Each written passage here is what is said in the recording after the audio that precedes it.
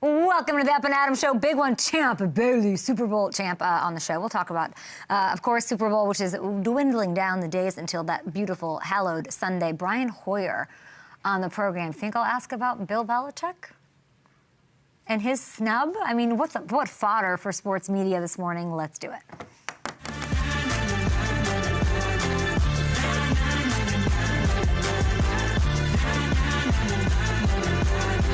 Countdown to Super Bowl. Very excited. There's so many storylines. 15-year vet, Brian Hoyer on the program. Perfect guy to talk to. Hall of Famer, Champ Bailey. You know what I like about Champ Bailey, Hamilton? He likes to wear that gold jacket. Like when I picture Champ Bailey, I picture him sauntering around with the gold jacket. Feel me? Yeah. He likes to strut around in that thing, and I would too. Yeah, we appreciate that. You know, some guys try to play it off. They're too cool. Nobody's too cool for a gold jacket. Embrace it. Wear the heck out of it. You should. Yeah. Unless you're Bill Belichick, and who knows how long you'll wait. And then is Tom Brady going to have to wait, too? And then, like, is this why Kraft isn't in yet? And we've been lifting these heavy weights to get them in. There's so much to get to. I've got some treats here from John and Vinny's, by the way, for all of you people in L.A. Wait for that. But let's get into some underreactions. Let's do it because we have NFL honors and Hall of Fame announcements and all sorts of things. So we're excited. But I wanted to start in Seattle here with these underreactions. I do not want to underreact to how awesome the Super Bowl is going to be for their pair of 2023 first-round picks, who I take some sort of like mama bear credit in introducing them. Devin Witherspoon and Jackson Smith-Njigba did not know one another. We're in Kansas City at the draft, and it's already become truly one of the best draft day duos we've ever seen. They have a chance to fuel the team to a Lombardi in year 3, and they've combined for 5 Pro Bowls already in their early careers, 2 All-Pros. We might be adding an Offensive Player of the Year to that soon here as well. John Schneider landing both of these guys in the same draft. This is really looking like an all-time heist for that grizzly John Schneider, who I need to get on the show. I can't figure out how JSN was even available at pick 20 looking back. How is this kid around at pick 20? The guy who Tom Brady says is like a figure skater out there with these beautiful routes in his body and all the things and his abilities and skills. That's besides the point, though. The point is that they're both in Seattle and has been absolute magic. And it is personal to me, and it's all about me. Because back in 2023... feels like a true lifetime ago. Morning of the draft, 2 prospects came by the show, and they happened to be these 2 future Seahawks. First, I got to meet JSN. I was so excited. We talked about, like, oh, this night you're going to walk across the stage. What will that be like? And, you know, Garrett Wilson told me that JSN's going to be better than him, and Chris Olave. And I had the chance to meet a very earnest, serious young man whose life was about to change. And as he was leaving the stage, I introduced him to another kid I was going to have on the show with no agenda, no team to him yet, and that was Devin Witherspoon. As he sat down and we talked about how he loves to hit people, and I remember he loves to talk trash. I loved both of these players. I loved both of their souls, I guess you could say. As you can see, I'm like eating up what they have to say. It was great. And of course, none of us knew at the time what was about to happen 2 years later, but this is like my personal attachment and fandom to them because Devin, of course, goes 5th overall. I remember him being so juiced. Look at him watching the Seahawks take JSN at 20. He's so excited. They met hours earlier on my set, and if that wasn't enough, I did get to sit down, thank you, with both of them last Super Bowl.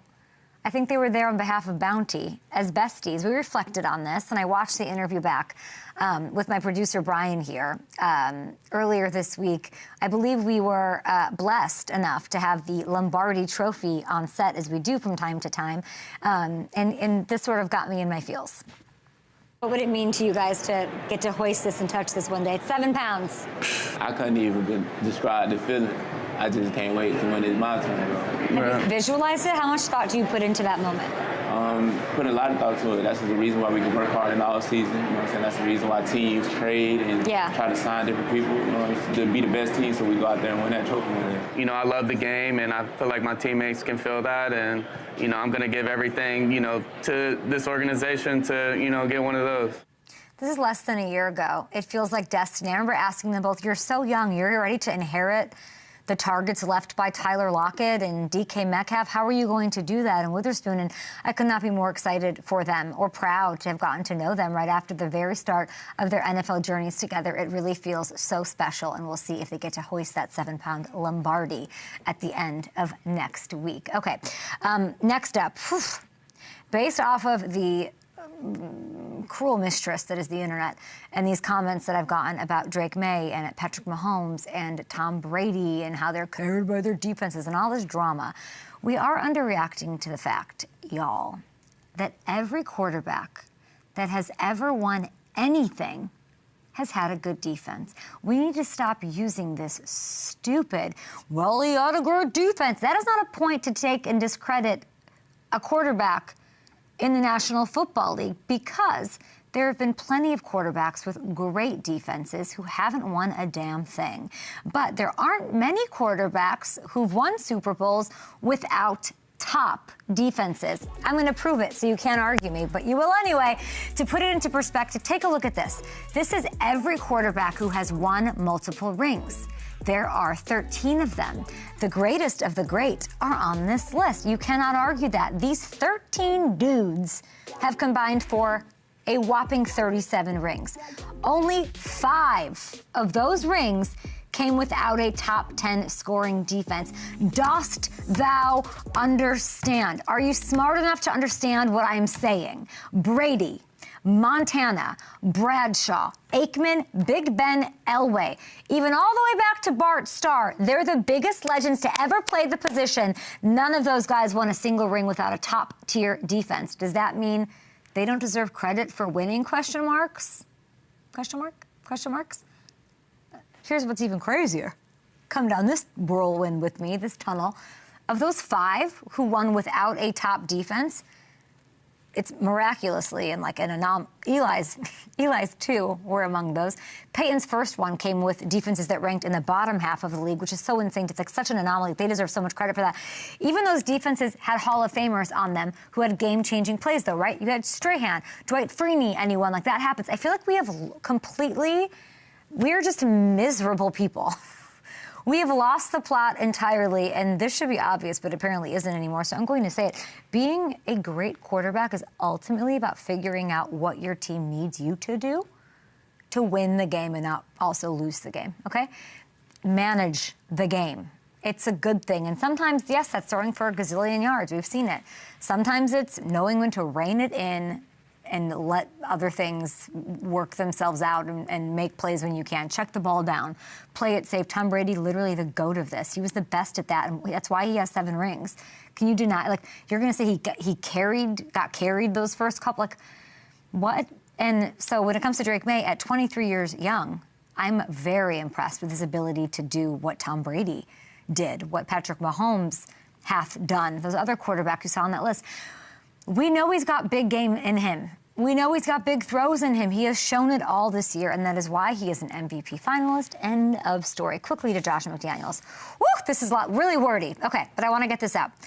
We talked about, I have a producer on my show named Cal Filson, and he grew up a Patriots fan. And obviously the Patriots are near and dear to my heart. They gave me my first, taste of greatness in the NFL and reeled me in and gave me an opportunity. And I have a real soft spot in my heart for these Patriots. Seattle, oh my gosh, Seattle Patriots is like my favorite Super Bowl. It was unbelievable to me. But we got to thinking, Cal and I in Hamilton, about Josh McDaniels. And one of the reasons that Drake May manages these games so well, because he has the OC who's been there and done that thing so many times. We are underreacting to this being Josh McDaniels' 9th Super Bowl appearance. 9, you guys. I think a win in this one puts him into the conversation with the greatest offensive play callers that we've ever seen in this league. This guy who started with the Pats, this guy right here, no visor, I hardly recognize him. He starts with the Pats. He's a personnel assistant. This is 2001, y'all.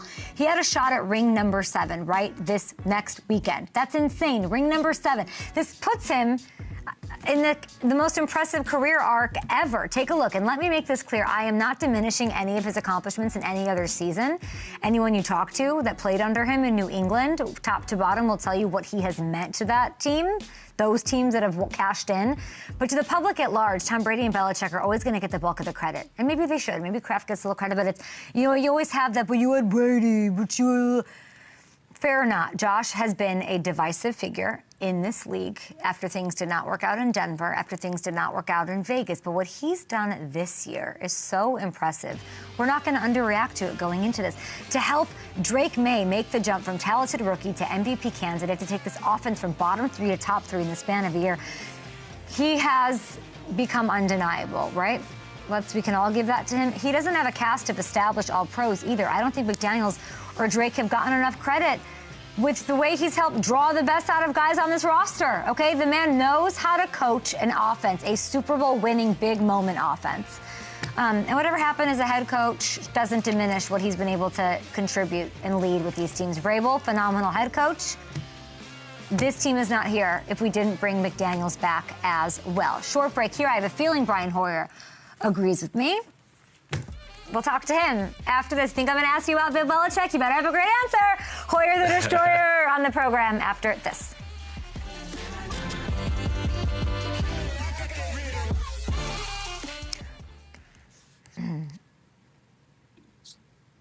What's up, man? How you doing? What's going on? I'm good. What's the weather going to be like in San Francisco? Let's see. Todd Monken got hired by the Browns? Yes, he did. So now what's happened? What? Where'd it go? Yeah.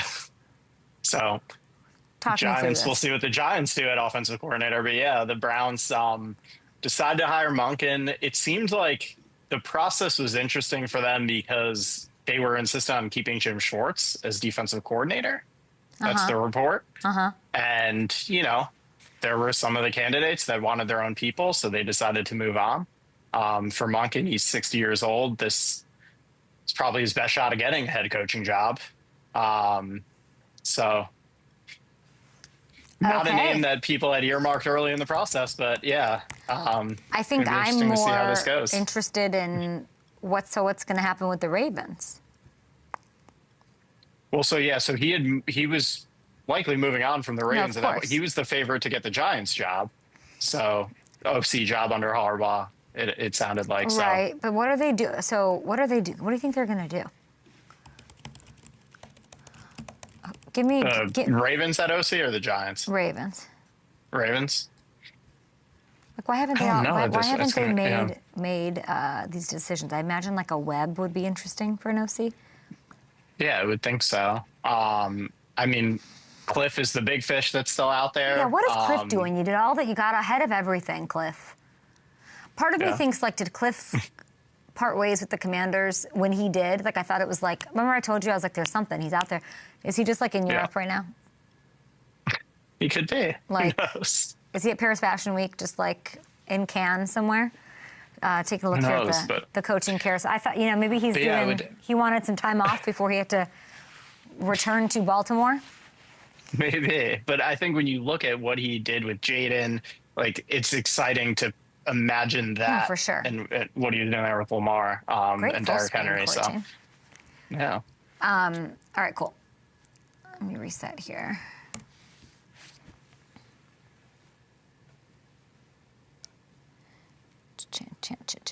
Champ. Can you make sure, Cal, that the champ questions are, like, really just the hard-hitting ones?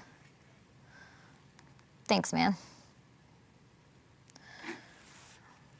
Okay, we have an MV here.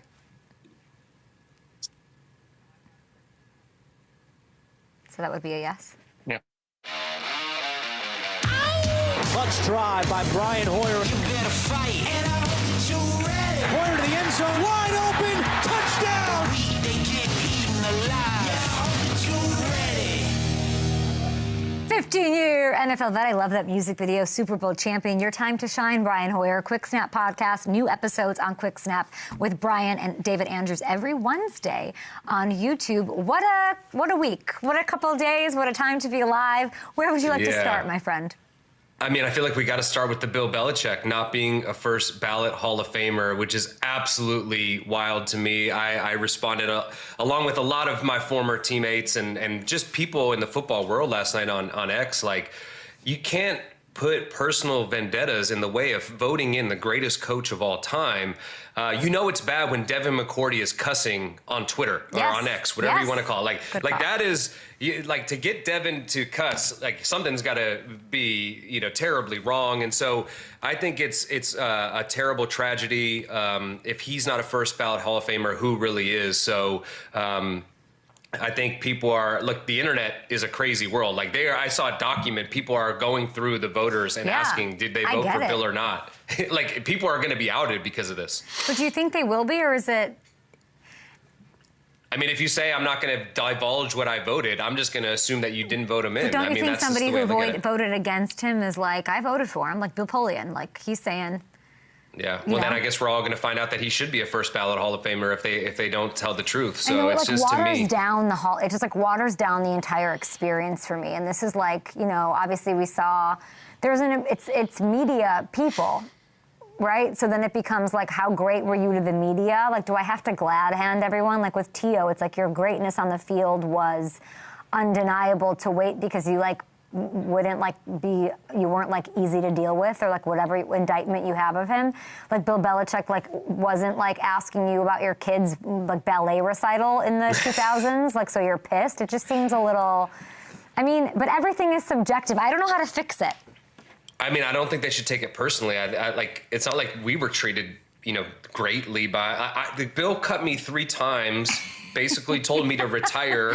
And then, you know, I went to Vegas and ended up playing against the Patriots, beat them, like, couldn't find him on the field to shake his hand. Like, I would never say that this guy doesn't deserve to be in the Hall of Fame because of how he treated me or other people. Like, the facts are the facts. This kind of goes along, and I saw you on your show last week, like, kind of breaking down, like, it doesn't matter what the Patriots schedule is. It doesn't matter who they've played. The results are the results. And so when you're voting someone into the Hall of Fame, this is a results-driven business. And so to me, like, let's take the emotion out of it. Let's take the hurt feelings out of it and just recognize him for what he is. He's the greatest coach of all time. Kraft isn't in. Jerry's in. This is going to be Kraft's like 1,000,000th Super Bowl appearance, AFC Championship. I made a case for him. And I imagine like it does have to do with like what Bill Polian, you know, the Spygate, the Deflategate, all of that. Well, that, I mean, you're rolling your eyes. I don't know. I guess like that would be that's almost, I don't know. Like, and is Tom going to have to wait because of this now? No, or was absolutely Tom like not. so lovely to the media that like he just gets to like prance on in? I don't know. I know. It's like, you know, to take one stance for one guy and another stance for another guy. Like, that's not what it should be about. It should be about the facts. It should be about the record. It should be about the Super Bowl wins. I mean, we're so hell-bent when it comes to players. He was a great quarterback, but he only had 1 Super Bowl. Should he get voted in? All right, Dan Marino didn't win a Super Bowl. Like, no, those are some of the greatest people in our sport. And I shared this story this morning with someone. One of the greatest moments in my career was in 2019. We were flying to go practice at the Detroit Lions for a training camp practice. And Bill we stopped in Canton and visited the Hall of Fame as a team. And it was one of the most unique experiences. And as I walked through these halls, I looked to one side and there's Tom Brady, look to the other side, there's Bill Belichick. And like, we're walking the halls of the Hall of Fame with 2 of the greatest ever in our sport, and the admiration that he has for that place and for the history of the game. This is, to me, is just, it's a snub that, you know, really should have never even gotten to this point. Yeah, they're gonna have to figure it out. There's, you know, I was gonna do it like in my, what I call the A block, like open. Yeah. There's just nothing. What's like the take to have? It's like you just now eloquently saying the only reason, like if you were any sort of person with a rational, any kind of mind, like, this is a scourge. This is like such an FU to the way I even look at Canton and all of that. Maybe it should be public, or I don't know. What do we do? Like publicly stoned on Twitter? I don't know. I'd like to. You know, I don't know what the answer to this is.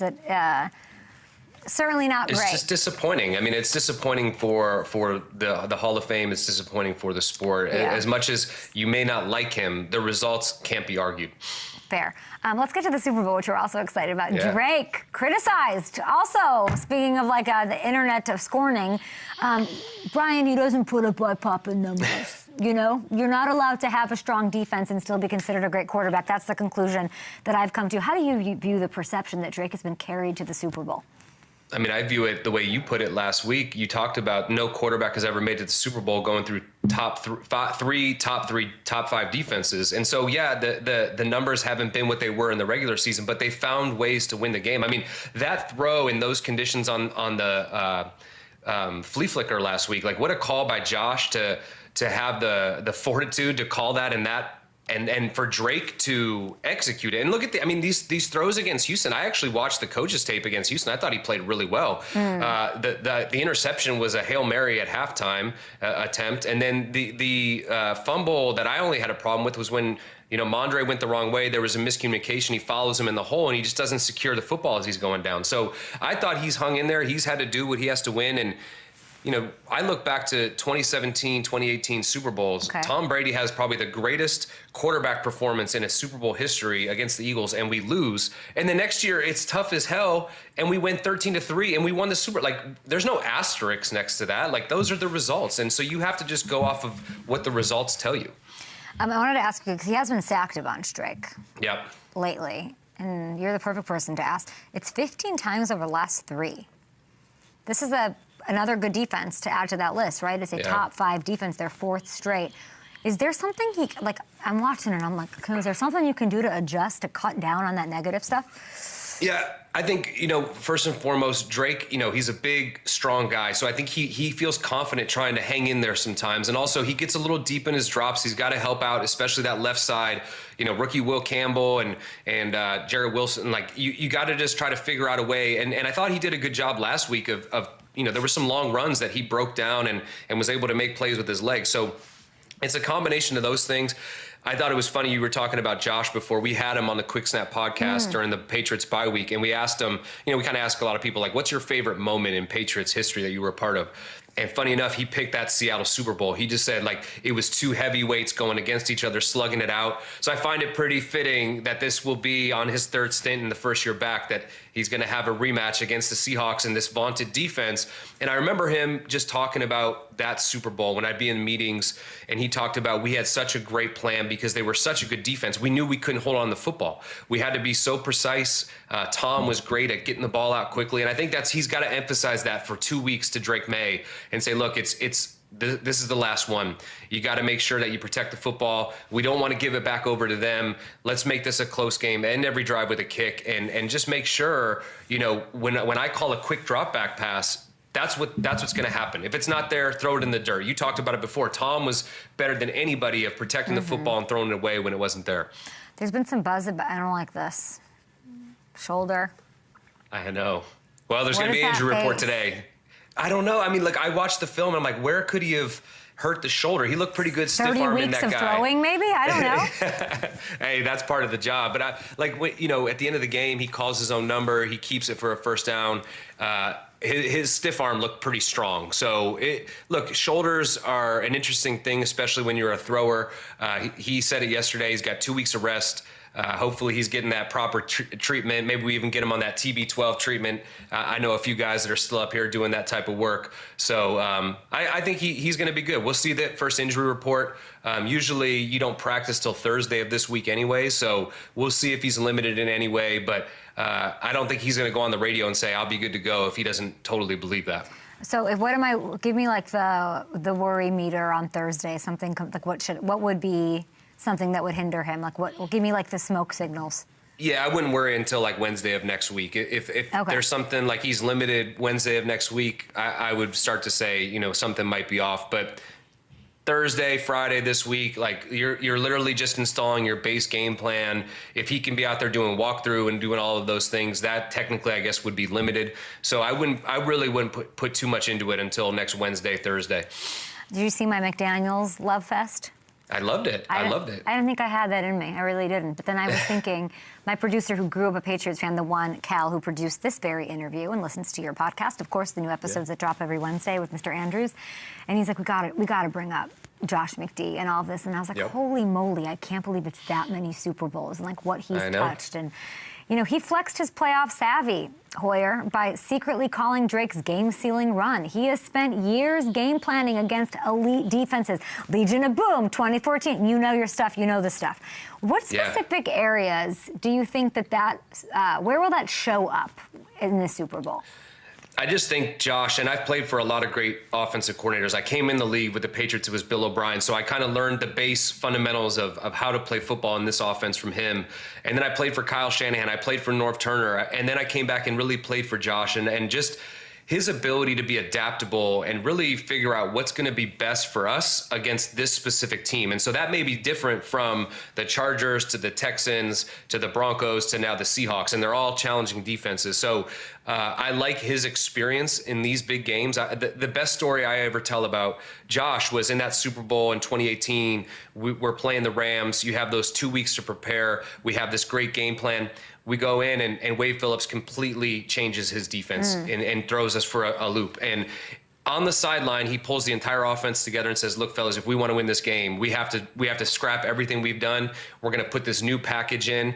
And that was the drive where Sony Michel caps it with the touchdown. You could see that pass to Gronk on the left side. That was all drawn up on the sideline. So you need the players that can do it. Crazy. But you have to have the mind who's confident and able to do those things. And so, like, to me, I just look at the advantage that he has brought and his experience and given to Drake May. He talked about it when we interviewed him on our podcast, and he just said, I sat down with Drake. I said, we could do this the easy way or we could do this the hard way. Which one do you want?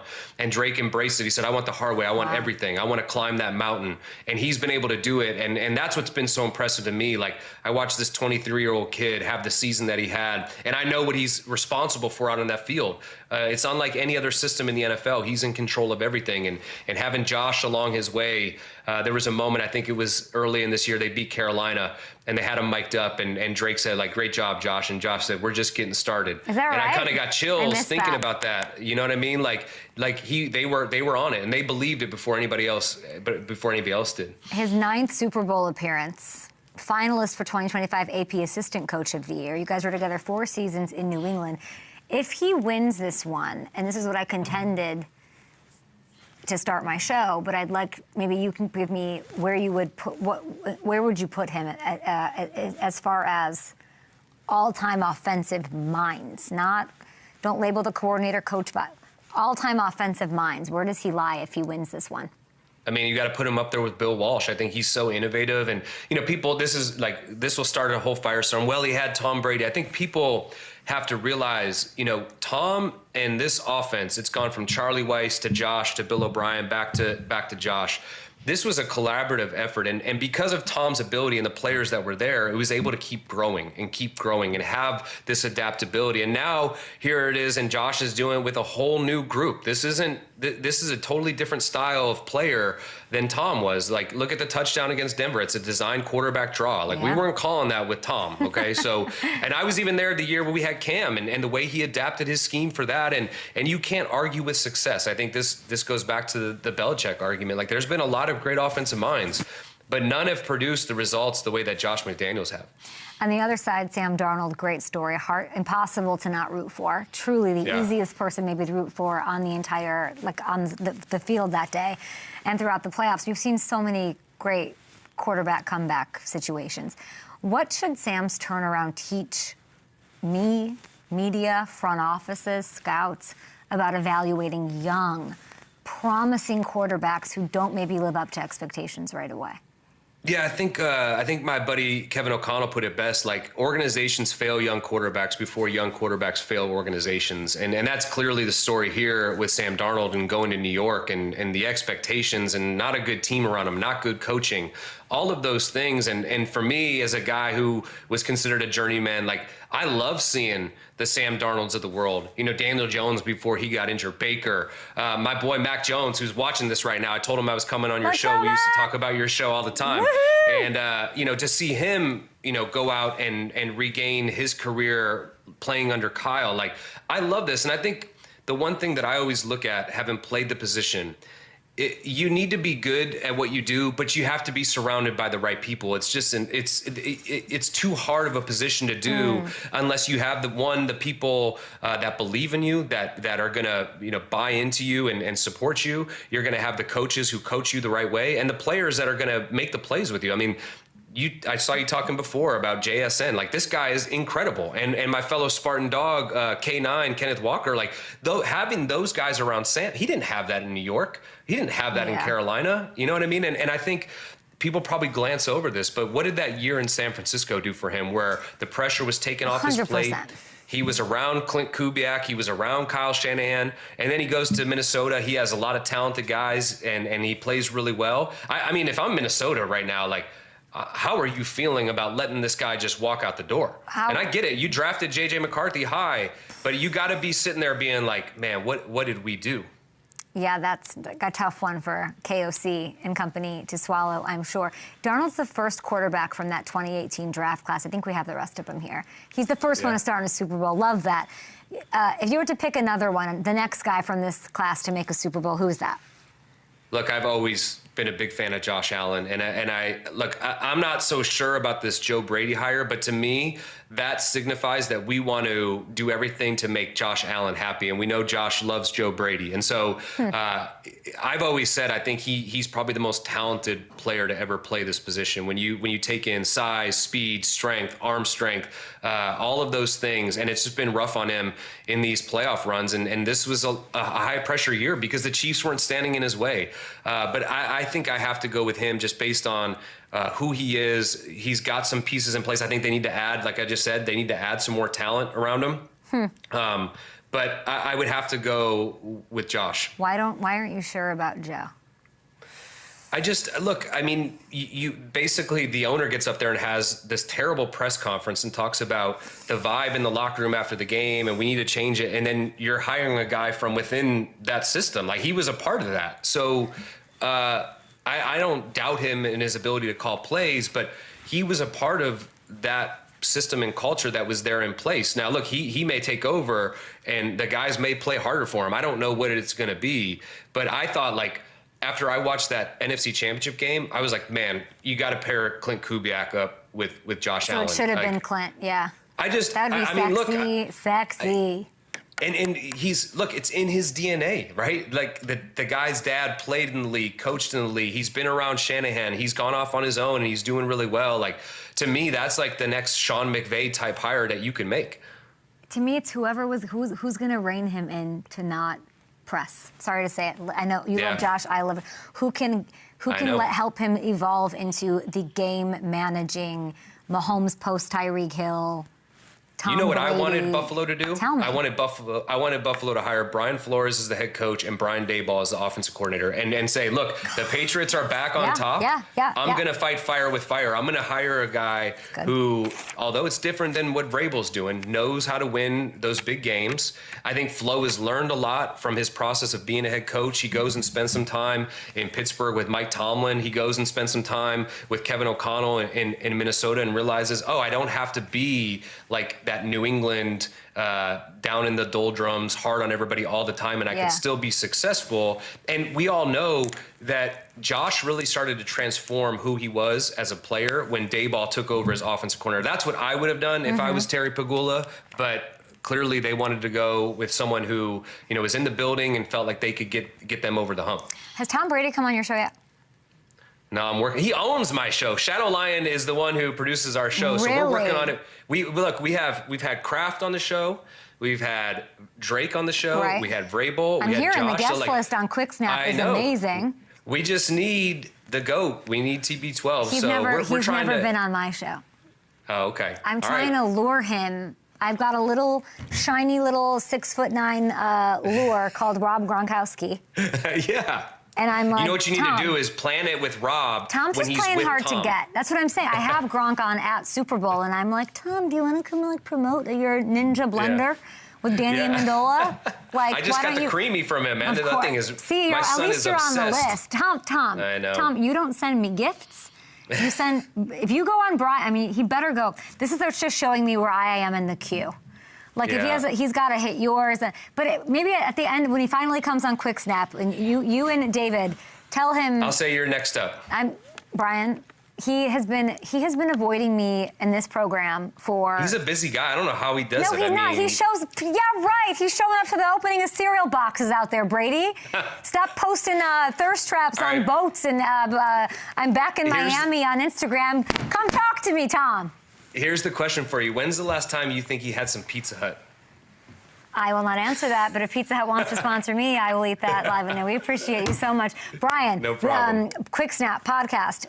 Guests that are amazing and new episodes drop every Wednesday. Congrats to the Patriots. Enjoy this ride. Yep. Thanks, Kate. Talk to you soon. Champ Bailey on the other side. My guy joining the program. Oh, one of my faves after this. So fun. I could not love Brian Hoyer more. He's incredible. But this is very telling about Tom. Yeah. Maybe it's because I make fun of him so much. Maybe. You know what I'm saying? Like maybe why did I have to just say all those mean things? That could be why. I've also never asked him to come on the show. Could also be why. There's that. Maybe you're a little nicer to Gronk too, you know? I've had people try, or I've had people put things in his little ear. Mm. Yeah, he's probably waiting for it, you know. Sorry? Come from you. Yeah, maybe Champ Bailey could get him to do it. But if he hasn't gone on Brian's yet, that's yeah. We're long in queue for that man. Yeah. Tom, I won't even make fun of you. I won't say it. I will be so lovely. I don't believe it.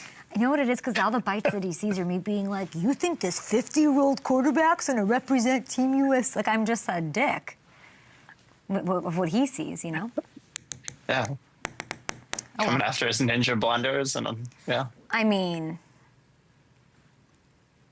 I just think I think, you know what he doesn't want to, I'm the mirror he doesn't want to look into. That's what I think. So you know what I'll say? I'll say, Tom, what's enough? What's enough? I would be in Mallorca. You would literally never hear from me again. Literally never. That I believe. Yeah. I can't wait for those days. Never put a piece of fake eyelash on my eye ever again. I mean, Champ Bailey has the best name in sports all time. Yeah. I told you that I said the story. I don't know if he can hear us, and we'll wait till we get on the air. I saw him at the commissioner party last year, and he said hi to me, and I felt it was the coolest I'd felt in years. Because he was just so kind, and he's wearing his jacket. And I was like, and Champ Bailey made me look so cool to the people I was with that I would literally give him a kidney if he needs one, because I felt it was that epic. Just the coolest. There aren't many people that can have that effect either. I know, but I was like, Champ Bailey just said hi to me. Yeah. It was awesome. All right. That's amazing. We got a little something here? Oh, yeah. Ooh, music video for our guy Champ. Let's go.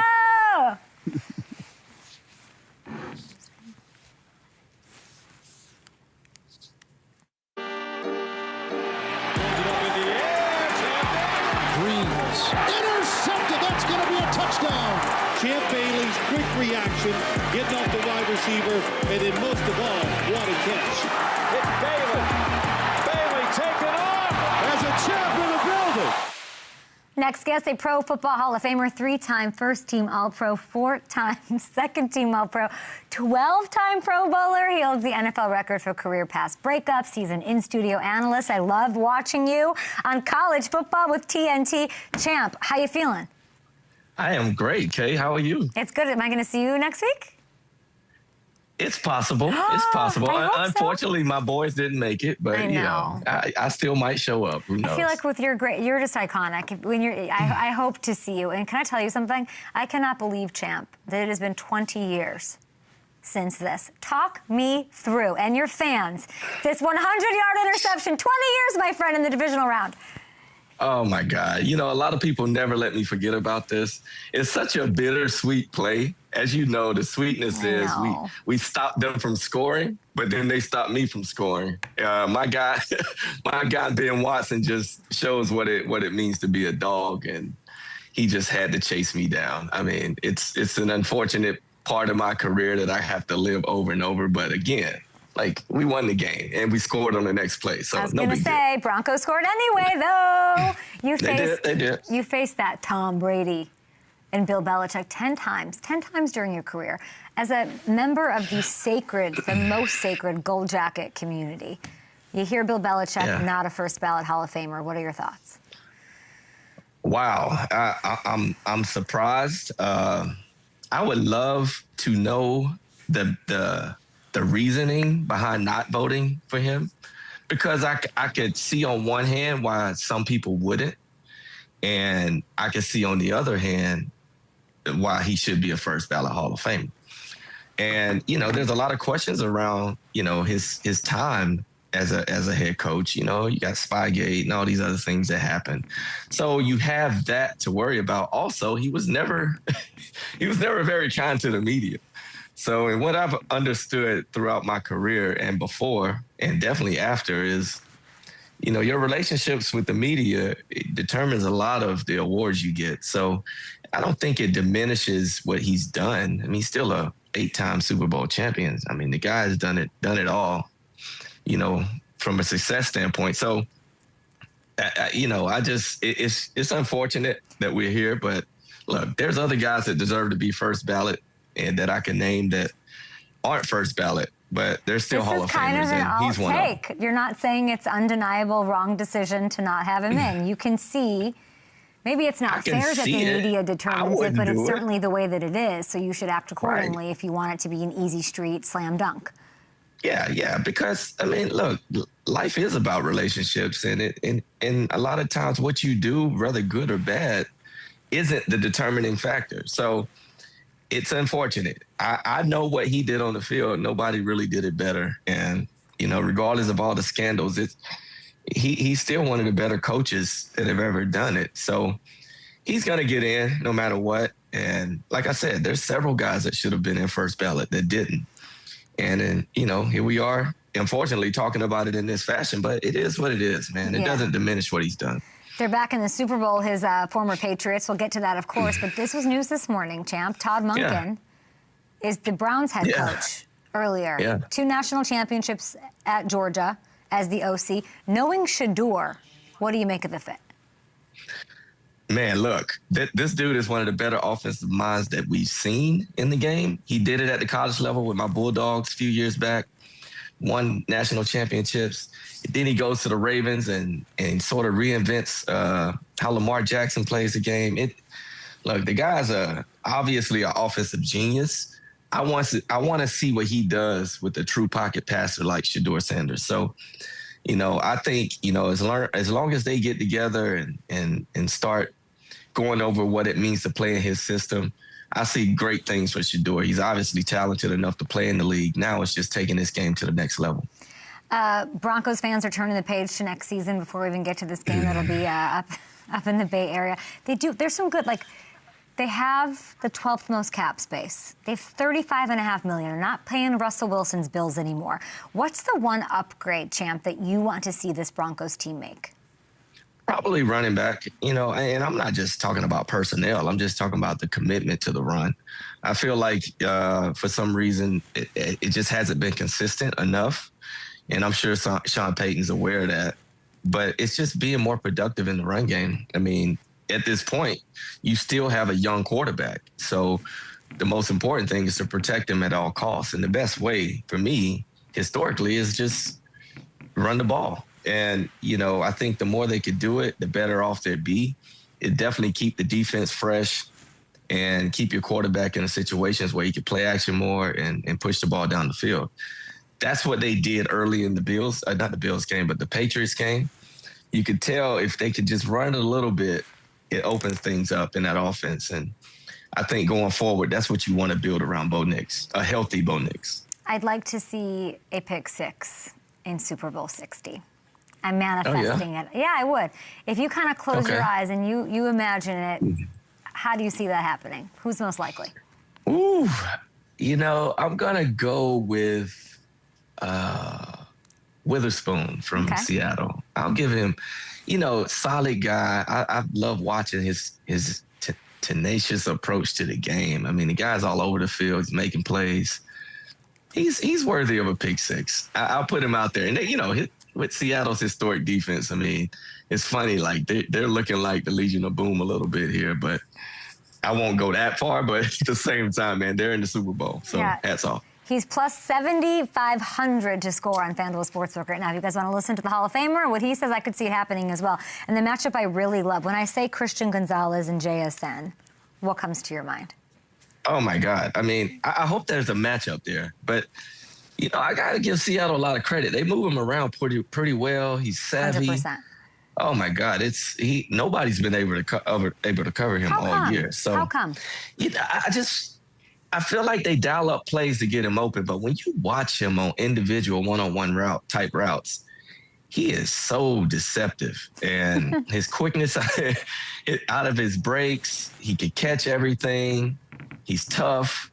He's a total package. Right now, he's in my top 2 or 3 guys in the league. And, you know, he could be number 1. I mean, the dude is impressive. Let's paint that picture. Who is number 1 right now? Because it's like an interesting year. Jamar and Justin, you could make your case for them to still be number 1. Where does JSN, you know, who's number 1, 2, and 3? Look, talent-wise, you can't ignore Jamar Chase. No. You can't ignore Justin Jefferson.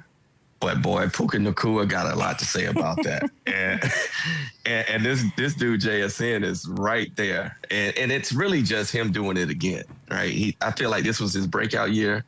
If he puts together another year like this past year, he's in the conversation consistently going forward. And, you know, I don't like pulling guys off the pedestal until these guys do it a few years.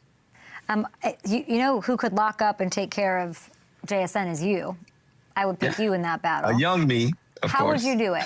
Like, how can it be done?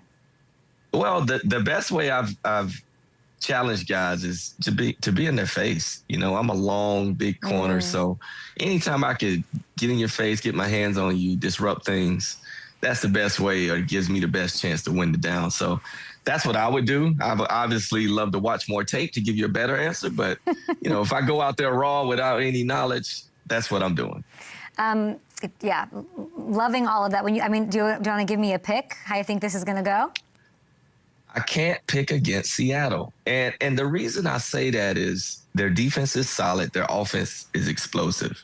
I think one unsung hero, I think he's starting to get his credit now that Charbonnet is out, is Kenny Walker. Look, man, this dude, every time I watch him run, I'm always like, why doesn't he get the ball more? Yeah, and he can catch. But I think... Yes, and I think Seattle's figuring that out. Like, he is a weapon every time he touches the ball. So I can't go against that. I don't. On the flip side, I don't like how Drake May has played in the playoffs. He's been great throughout the season, but he has not had to win games. The pressure hasn't been on him. I would have loved to see my Broncos go up 10-0 and put a little more pressure on him. And that didn't happen. And he was able to win that game just off a few plays here and there using his legs. I don't see that working against Seattle. Wow. He has to find a way to put points on the board. And because they're not just going to shut Seattle's offense down. What's Drake, when you're saying, like, there's this like very divisive world of like Drake May has been carried, walked into, you just heard Brian Hoyer, the offensive Patriot biased perspective. What is he lacking? What is he missing? What makes you less confident in Drake May? I just think it's experience. You know, he's still a very, very young quarterback. And, you know, you can't ignore that. Like, there's nothing that makes up for experience. I think right now he's just being really smart to not mess up the game. And he's made his mistakes, but they've found a way to overcome it. Now, he has great leadership around him. A head coach that's very experienced as a player, as a champion, and as a coach, you know, and what he did in Tennessee. But also, you know, Josh McDaniels, man, I tell people this all the time. It's one of the smartest coaches I've ever been around. When he was Yeah, when he was head coach of the Broncos, he just knew what it took to win games. Now, can he get you to do those things consistently? That's another challenge. But when he's in that coordinator seat and focusing on one thing, which is his quarterback and pushing the ball down the field, he knows exactly how to get the most out of Drake May, and that's why they're in this position. It's nothing else. Their defense has been great, but this kid has not put them in positions where they could lose the game. It'll be his 9th Super Bowl appearance. Josh McDaniels. It didn't, and people sort of, I made the case, I know, that's what I said. I heard that yesterday, and I did I'm so glad you're saying this, because I did a whole thing about how if he wins this one, because you can always say Brady and Belichick and like whatever, so, and whatever comes with that, and Josh sort of gets left out of that equation, probably because of how it didn't work out with the Raiders, whatever happened with the Broncos. You were there for that. Like, looking back at it now, how can you explain that to me? The Josh Broncos thing. Let me give you sort of the proper context here. Like, this guy was 32 years old as a head coach. He comes in and, now you're in a leadership position. So it's more than just running an offense. Now you're a leader of men. You have to do that consistently. I just don't feel like the timing was right. There was a lot of other issues towards the end of his tenure in Denver that forced him out of there, but he still had another chance. And I feel like maybe that's just not his path. And I've only seen him succeed at a high level being a coordinator of an offense. So that might be where he fits best. And, I don't know if he'll get another shot down the road. I don't know. He's sort of. Well, you were there. He failed, right? Did not go well. Though. Like I said, I want to put it in proper context. This guy was very young. There was guys on the team older than he was. Yeah. So it's not like, he was a seasoned vet and had been a head coach before. It was his first head coach job. So that's not always going to pan out. Now, it did for a guy like Sean McVay. Well, maybe he was just a little different timing. Times changed. So who knows? Now, based off my experience, I wouldn't say he should get another try because he's gotten more tries. But I don't know how he is now. He could be a lot more mature and ready for it now. Yeah. It's not far-fetched. You can't ignore the 9 championships that we just talked about. And if he wins it, oh my God. I mean, has a coordinator ever made the Hall of Fame? He would be the first. Who else could compete with that? So you can't ignore it. I mean, Belichick didn't make it on the first ballot, so who knows what that does to him as far as him making it anyway. So, here we are. The guy's been tremendous as a coordinator. I'm just looking forward to seeing his path the next few years. I cannot tell you how special it is to hear your thoughts. And they're always I can't argue them. They're so well reasoned. I appreciate you. One of the greatest to ever do it. I hope I run into you next week. You might see me, Kay. Okay. It's always good to see you. You got a lot of things to do. Braden's got some choices to make, I read. Yeah, he does. What's going on there? This is your son. He's already getting college offers as a sophomore? He is. He's got about 5 or 6 offers. Look at him. I'm thinking, he's solid, man. He loves football. And, he worries about, can people see him play because he's at a small school? And I'm like, man, they'll find you. Our network, I'll make sure that people see you. Oh, for sure. And, my thing with him is I'm not afraid to put you in front of anybody because I know you'll do the work. He's a technician. He sees the game a lot differently than I did at this age.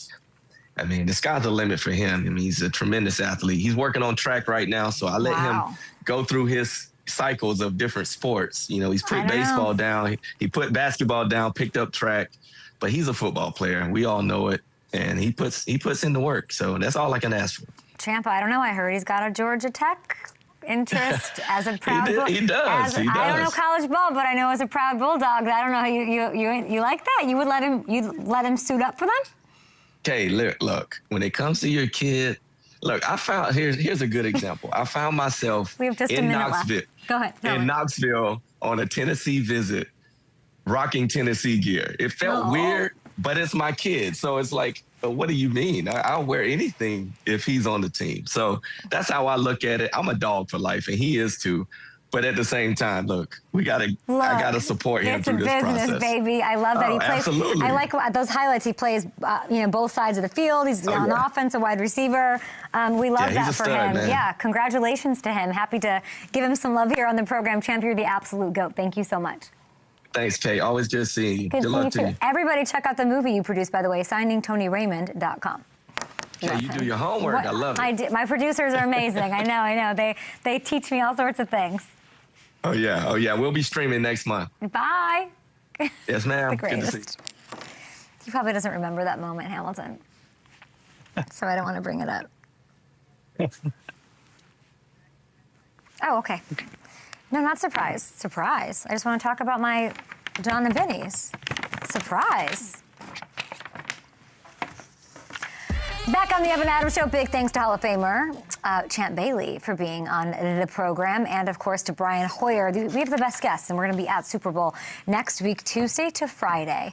Our show will be your usual hour, 8 to 10 Pacific time. We're going to do it 2 hours, though. So the first hour, of course, on TV, like we are now, and then the whole second hour will be on YouTube, baby. So make sure you subscribe to the YouTube page. We really, truly bring you the best guests in the entire business. And now I will not be here in LA. We will be in San Francisco, but my good friends at John and Vinny's gave us a hookup on a very cool thing that they're doing. We all know we love the pizza. We love the parm. We love the gem lettuce. We love all the cookies are amazing. And they decided to roll out a Super Bowl Sunday menu. I have it right here. It's game day, baby. There's laces out. You can get, basically, it's very easily done because I'm an idiot with this kind of stuff. If you're having a Super Bowl party and you're here in Los Angeles, you can pick your poison on what you want. You want pizzas, you want, oh my gosh, they have chicken wings. I have never had, hold on, this is just an empty bag. Hold on. Helen's Wine, by the way. That's where I spend my money here in LA. They sent over some, and we're so grateful to everyone at John and Vinny's. If you are in LA, it's just iconic. They sent over some buffalo wings. I don't think that these are on the regular menu. If they are, I've never had them. They smell insane. So I will be eating some of these. You can get like 400 of them. And I heard, and we didn't get to try this today, but I'll have to, they have a sandwich. They're rolling out sandwiches for their game day menu. So game day 2026, if you've never had, my trainer's gonna kill me, but here we go. Their cookies, if you've never had a John and Vinny's cookie, you haven't lived. So guys, get there. We're so appreciative. Hamilton, wish you could eat this stuff with me, but you know, I'm gonna eat 7 cookies for breakfast. It's great. Yeah, I mean, the cookies, you had me at the cookies, yeah. They got wings, they got everything. So, I mean, if people have to make their Super Bowl plans, where do you plan on being? I haven't thought about it yet. Oh. I'm locked into next week. I wonder if Cal is trying to go to the game or he wants to be home in front of a TV like a nerd. See, I feel like he doesn't want to go. Yeah. That's how you know you're a real fan. Cal doesn't want to go to the game. He wants like the all 22. Thank you, John and Vinny's.